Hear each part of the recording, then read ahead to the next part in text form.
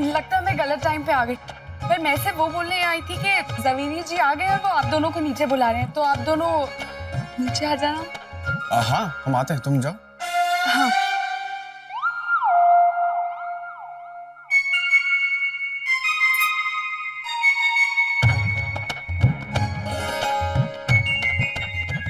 चलें?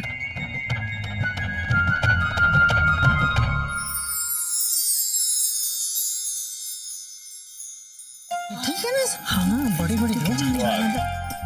आपका बहुत बहुत आभार कि आप मेरे कहने पर हमारे गुजराती समाज की डायमंड कॉन्फ्रेंस में चल रहे हैं। अरे हम तो कब से तैयार होके आपका इंतजार कर रहे हैं। चलिए चलिए चलिए। जय श्री कृष्ण बा। जय श्री कृष्ण। हम लोग तैयार हैं। अरे ये सब कहाँ चले? ये भी हमारे साथ आएंगे। हैं? ये सब? इनका वहाँ क्या काम है?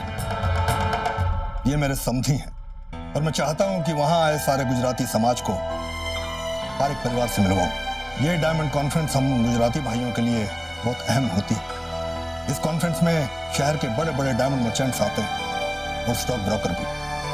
वाह, मुझे बहुत खुशी है कि आपने मेरा न्योता स्वीकार किया और मुझे सबसे ज्यादा खुशी तब होगी जब वहां आए सारे गुजराती समाज को मैं अपने होने वाले दामाद से मिलवाऊंगा। चैताली जी, फाल्गुनी जी नहीं है? वो भैब्स है, दिशा के साथ है। दिशा प्रेग्नेंट है ना, तो भैब्स को ख्याल रखना पड़ता है। ओके। आरवी और ईशानी कहाँ है? वो पारुल लेने गई है, आते ही होंगे। अब ये लो, हाँ भी गए। हाँ? Hello sir. हेलो। तैयारी सिर्फ चलने की है या डायमंड कॉन्ट्रैक्ट हासिल करने की भी की है? वैसे मैं जानता हूं ये डायमंड का सबसे बड़ा कॉन्ट्रैक्ट भी तुम्हें ही मिलेगा। कॉन्ट्रैक्ट किसी को भी मिले, लेकिन इतने बड़े डायमंड फंक्शन में अगर आरवी नहीं जाएगा तो फिर उस फंक्शन की चमक बड़ी फीकी पड़ जाएगी। चले? बिल्कुल, चलो।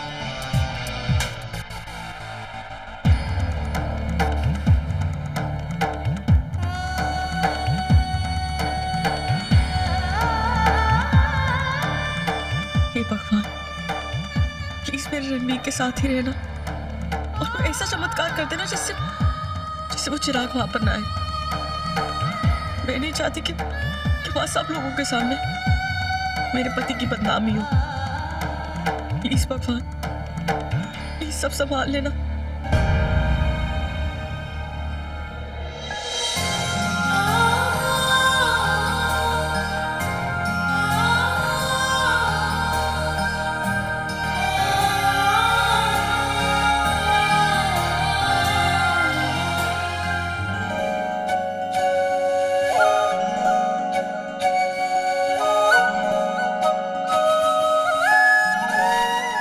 जोरी भाई, आइए आइए। जय श्री कृष्ण। जय श्री कृष्ण। इनसे मिले, ये है मेरे होने वाले दामाद शर्मन पारिक। बहुत बहुत बधाई हो। नमस्ते आंटी। नमस्ते बा। अरे रितिका मॉडर्न है, तो कितनी सुंदर लग रही है ना? किसी की नजर न लग जाए।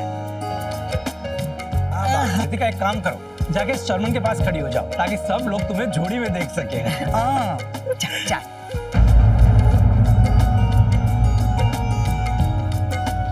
जय Shri Krishna.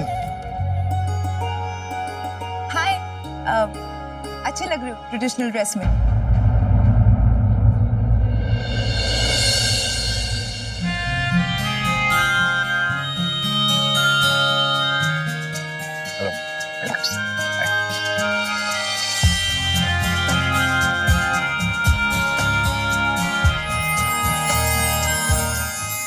How's it going?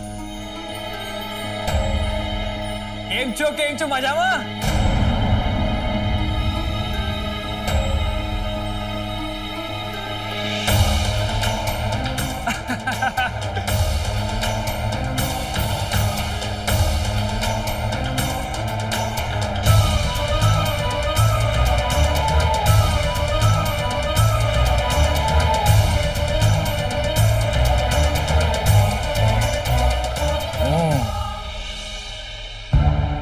वैसे सर पे ताज की जरूरत तो है नहीं, मैं नेचुरली किंग लगता हूँ। वैसे कुछ लोगों को देखने के बाद मूड तो बन गया। चल यार बांध दे।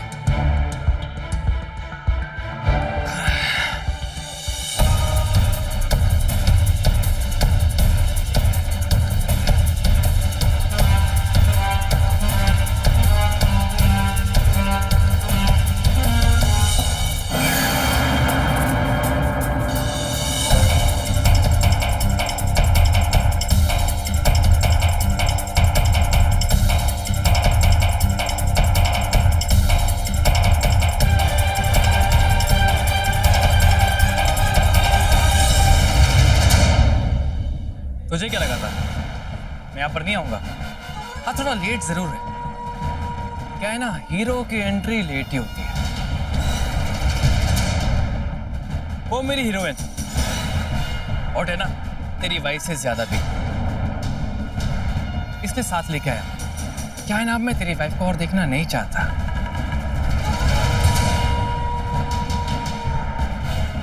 ऐसे क्या देख रहा है? तुझे पसंद आई क्या? अरे डोंट वरी, जब मैं इसे छोड़ दूंगा ना, मैं तेरे घर पहुंचा दूंगा। अब कपड़ा हो या लड़की, तुझे तो दूसरों की उतरनी चाहिए। वैसे इसे बुराई भी क्या है? मालिकों की उतरन नौकरों का हक होता है। मैंने कहा था तुझसे कि मेरे पास तेरे वाइफ की वो वाली फोटो से यहाँ पर मत आना, पर तू नहीं माना। यहाँ पर फिर भी आ गया।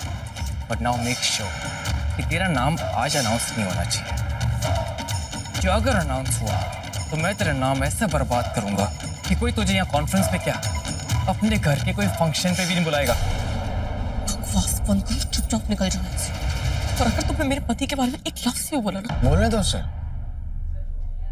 रणवीर तुमने वो कहावत नहीं सुनी, जब हाथी चले बाजार तो कुत्ते भौंके हजार।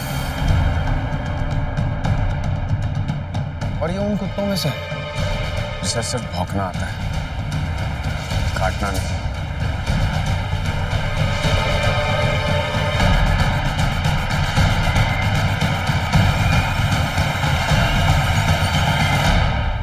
रणवीर रुक।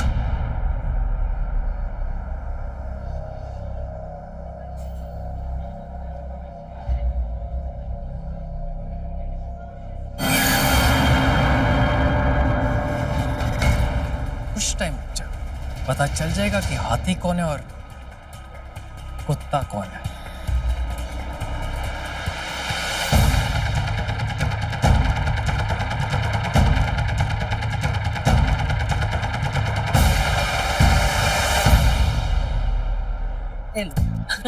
अरे जसबेन કેમ છો? हाँ શું ચાલે છે? आप तो कहीं दिखती ही नहीं है। मैं इंडिया से बाहर थी। अरे हार तो बहुत अच्छा पहन के रखा है आपने। कितने का है? हाँ 3 लाख का है। वैसे हार तो आपका भी बहुत सुंदर है। 4 लाख का है। वो क्या है ना, मेरा रणवीर हर महीने के महीने मुझे हार लाके देता ही रहता है। अब मेरे पास तो इतना हो गया है कि मैं तो हार की दुकान ही खोल लूं। वैसे मानना पड़ेगा, गहने और कपड़ों के मामले में आप हमेशा सबसे आगे रहती है। वो तो है।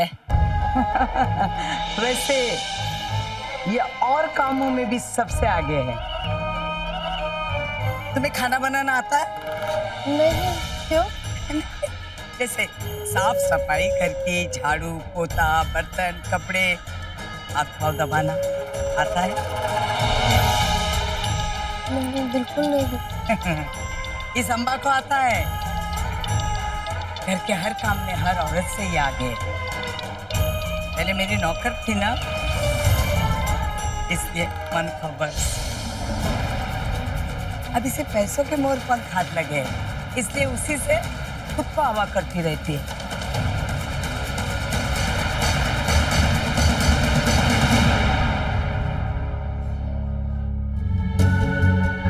ये क्या कर रही हो? कहाँ लेकर जा रही हो? वहां जहां हमारे अलावा और कोई ना हो, जहां तुम मुझसे बात कर सको। शर्मन, मैं जब से आई हूँ तुम मुझे देख तक नहीं रहे। What's wrong with you? तुम तब से मुझे इग्नोर कर रहे हो, जैसे कि तुम्हारी लाइफ में मेरी कोई इंपॉर्टेंस ही नहीं है। हेलो, अगर किसी को कंप्लेन करना चाहिए तो वो मैं हूँ। कंप्लेन? किस बारे में? इम्पोर्टेंस के बारे में। मुझे लगता है कि तुम्हारी लाइफ में मेरी कोई इम्पोर्टेंस नहीं है। Sharma, what's wrong with you? तुम मेरी लाइफ के सबसे इम्पोर्टेंट इंसान हो। तुम मेरे फियांसे हो। फियांसे तो मैं जब होता जब हमारी एंगेजमेंट हुई होती। तुमने अभी तक मुझे रिंग भी नहीं पहना। तो तुम इस बात से अपसेट हो? शर्मन, वहाँ अचानक पुलिस आ गई थी, वो रणवीर को अरेस्ट कर रहे थे, तो मैं शॉक में आ गई और अरेस्ट मेरी सिस्टर हो रही थी। और ऐसा पहली बार नहीं है जब रणवीर के लिए तुमने मुझे या मेरी किसी भी दी हुई चीज को इग्नोर नहीं किया। Earrings, engagement ring. Oh god Sharman, मुझे लगा था कि इन चीजों को लेके सिर्फ लड़कियां टची होती हैं, लेकिन तुम तो उनसे भी ज्यादा सेंसिटिव हो। But you know what, I like it. तुम्हें बुरा इसलिए लगा क्योंकि तुम मुझे चाहते हो। Okay, I am sorry. देखो, मैं तुमसे माफी मांग रही हूँ, वो भी कान पकड़ के। अगर तुम बोलोगे ना तो उठक बैठक भी कर लूंगी, बट प्लीज मुझे माफ कर दो। Sharman, I love you. Sharman, I really do love you. Please मुझे माफ कर दो।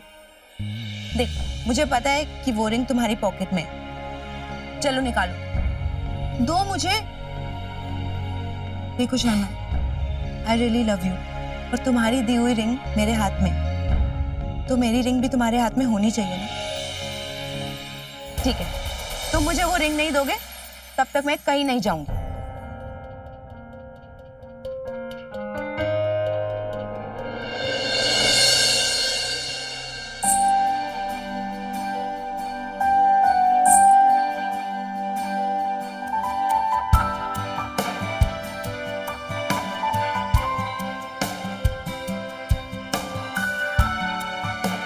लो, हो गए हम फॉर्मली एंगेज। अब तो मेरी लाइफ में तुम्हारी इंपॉर्टेंस है ना। देखो शर्मन, किसी भी रिलेशनशिप में बहुत जरूरी है कि दो लोग एक दूसरे पे ट्रस्ट करें। आई ट्रस्ट यू, और मैंने ऐसा कुछ भी नहीं किया कि मैं तुम्हारा ट्रस्ट तोड़ूं। I promise. अब मैं इससे ज्यादा कुछ नहीं कह सकती। आगे तुम्हें डिसाइड करना है।